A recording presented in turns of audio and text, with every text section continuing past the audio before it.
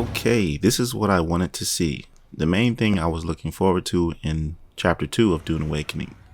The first update. There was somebody who used the new Treadwheel vehicle starting at A row and went all the way to I, basically to the end of the deep desert, open sand and all. And I was wondering how this would work.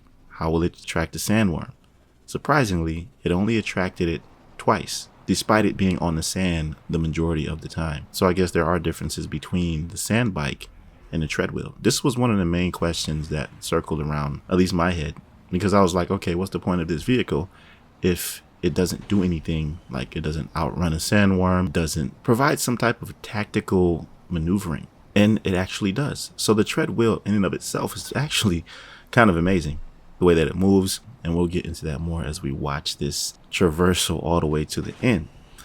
Now, this is not my gameplay. Shout out to the person who did this, but the first time he encountered a worm, went to the rocks. Now, my idea is to challenge the worm and try to figure out how to get away from it with this Treadwheel. But it looks a lot faster than the sand bike, doesn't it? Surprisingly, it's not.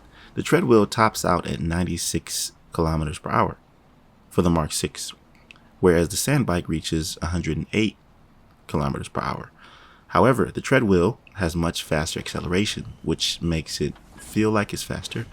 So it's labeled very fast versus the sand bike's fast. The handling and grip for the Treadwheel features much lower grip, giving like a floating sensation and enabling slick maneuvers such as like 180-degree spins without losing speed.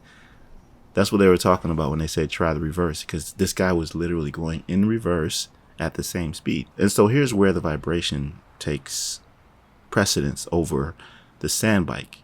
The Treadwheel has a lower vibration rating, 13.5, versus the sand bike's 15 at the same scale. So lower vibration helps reduce the likelihood of attracting sandworms, making stealthy traversal slightly easier. That's why he was able to traverse through these huge bodies of sand without attracting anything. That's really cool, honestly. But at the end of the day, it's still the deep desert, right? It's still this large open space of nothingness. So what are we going to do past this point? Okay, I like this Treadwheel. It has potential, but it has to be accompanied with something to give it purpose. You know what I mean? Because I started playing Lost Harvest, and I don't know, man. As soon as I got on the game, I haven't been on the game in about a week. I left my bases there, the 2 bases that I made.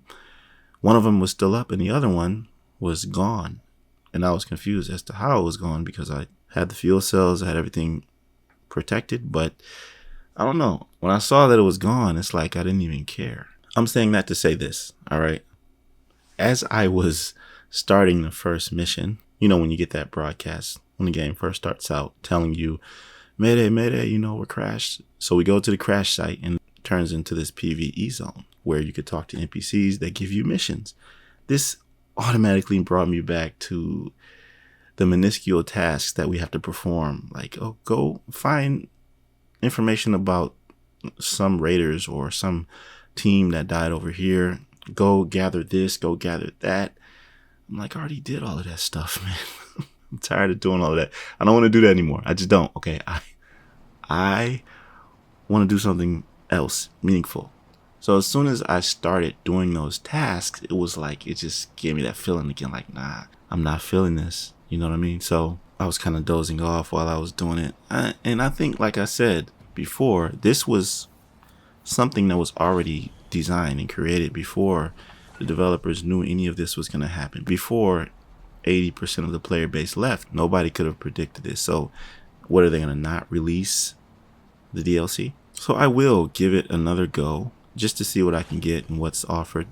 The Dune Man building set looks pretty cool. But I was watching somebody stream, and I noticed that it's kind of tedious to get the Treadwheel. It's like you have to go and farm and find the pieces. He opened up this loot box, and there was one Treadwheel engine. So I don't know if there's a way that you can just go gather all the pieces from one mission and just go ahead and make the Treadwheel, incentivizing you to hurry up and get it.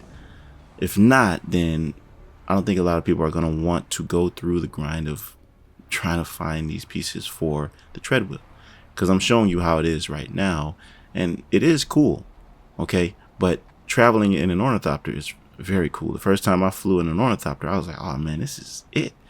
So it's really nice, especially with the way that it's framed, because Treadwheel references like treading less vibration. I mean, it's not stated anywhere to be a direct nod to vibration reduction, but the lower vibration stat is a meaningful gameplay distinction. It certainly enables you to tread with less vibration. So this is basically useful when you're doing stuff like this. I can see people doing some cool like base heists using this to quietly approach a base and break into somebody's base after a storm and then quietly escape. That would be cool. But I think those times, the hype factor of doing all of that, people have already experienced that so much and more. And I believe that the community wants something that will bring them back definitively. And with these new games that are on the horizon, I don't know how that's going to be possible. We have Borderlands coming out on the 12th, Borderlands 4. Oh man, if you're a looter fan, Borderlands, oh man, I remember when the first Borderlands came out, I was hooked. The game is great. And then you have Battlefield. After that, Arc Raiders. And you know Battlefield and Arc Raiders have developers that worked together. Like the current Embark team that are working on Arc Raiders are from the Battlefield team. So it's like you got some heavy hitters coming, man. And I don't know if this DLC is going to sustain through what's coming, but I wanted to show you how this worked out in open sand without any restrictions. Tell me what you think about it. Is it worth coming back for? Do you want to get this? Is it worth grinding for? And are you having fun in the new DLC so far? Let me know down below. I appreciate you listening to me until the end. You can go ahead and check the rest of this gameplay, but I'm done talking pretty much. Like the video if you enjoyed this, and subscribe to my channel if you're new here.